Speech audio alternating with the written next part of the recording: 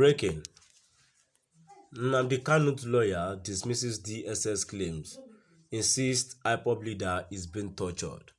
Nnamdi Kanu's lawyer dismisses DSS claims, insists IPOB leader is being tortured. To my dear listeners from wherever you're listening from, stay tuned as I read today's news.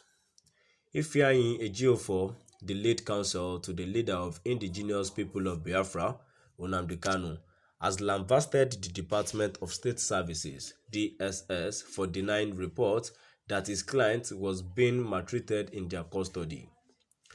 Peter Afunaya had boasted that Nnamdi Kanu enjoys full luxury and is given a very important person treatment in its custody, contrary to claims by his lawyer that the IPOB leader is being tortured. Afunaya, who also described the story of Kanu being stabbed as fallacious, said the IPOB leader is enjoying meals of his choice and has never been denied a change of clothes and practice of Jewish religion. Reacting in a statement on Wednesday, Nnamdi Kanu's lawyer insisted that his client is tortured mentally and psychologically on a daily basis in DSS detention, adding that the IPOB leader is also being subjected to 23 hours daily solitary confinement. The statement partly reads, "Our client Onyedu, Mazi Nnamdi Kanu, needs not to be subjected to daily beatings and flogging by the personnel of the DSS before he can be qualified as being tortured. No."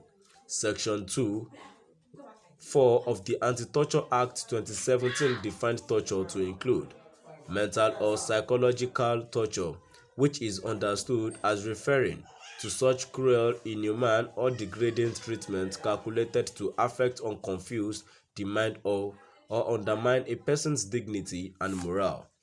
We were unable to find in any place throughout his statement where Mr. Afunaya clearly denied the fact that our client, Onyedu Mazi Nnamdi Kanu, is not subjected to 23 hours daily solitary confinement.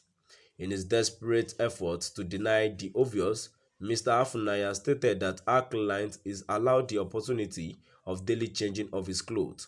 This is a blatant falsehood. Our client has not changed the clothes since June 2021. He has been in the DSS facility till date. It is pertinent to inform the public at this juncture that even our client's family, voluntarily bought his prayer shawls and holy book, which items meant for prayers were submitted for the detaining authorities' scrutiny, but they vehemently rejected the items and consequently returned them to us, insisting that they will procure the said items for him. Till date, the DSS has woefully failed and or refused to provide our client with these items, even when the court recently ordered that our client be allowed to practice his religion. The fact that our client's potassium level is depleted, which is a serious medical condition that the medical department of the DSS is struggling day and night to address, is beyond denial. Onyedu's blood sample has been drawn for well over 21 times for laboratory examinations, but till date, no solution is in sight. Their trial and errors has continued unabated. To be very fair to the DSS, from June 2021, when our client was taken into custody, up until 10th November 2021, when he was openly threatened in court by one of the DSS personnel that escorted him to court, our client never complained to us that he was either being poorly fed or starved. However, since that officer boasted in open court that he would deal with Onyedu during the altercation, which threat was captured in a short clip, they started feeding him with poorly prepared food and later graduated to starving him. If they have reverted back to status quo, it may be after we raised alarm, but this is still subject to confirmation. It is also important to let the world know that I personally presented this complaint to the head of the department in charge of his case at the DSS, but when the situation persisted, we had no option other than to make it public. Kanye Daily recalls that the IPOB had also accused the DSS of maltreating and starving Nnamdi Kanu in their custody for 3 days consecutively. Kanu's lawyer, Maxwell Okpara, had also alleged that despite a court order by Justice Binta Onyako compelling the DSS to allow his client to change his clothes and practice his Jewish faith, the secret police flagrantly ignored the orders.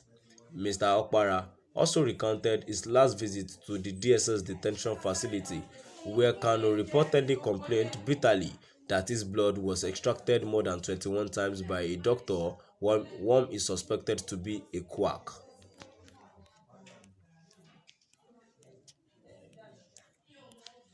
Ifeanyi Ejiofor, the led counsel to the leader of indigenous people of Biafra, Nnamdi Kanu, has lambasted the Department of State Services (DSS) for denying reports that his client was being maltreated in their custody.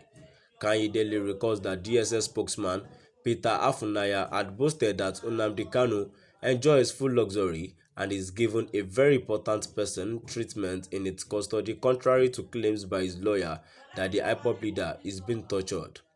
Afunaya, who also described the story of Kanu being stabbed as fallacious, said the IPOB leader is enjoying meals of his choice and has never been denied a change of clothes and practice of Jewish religion.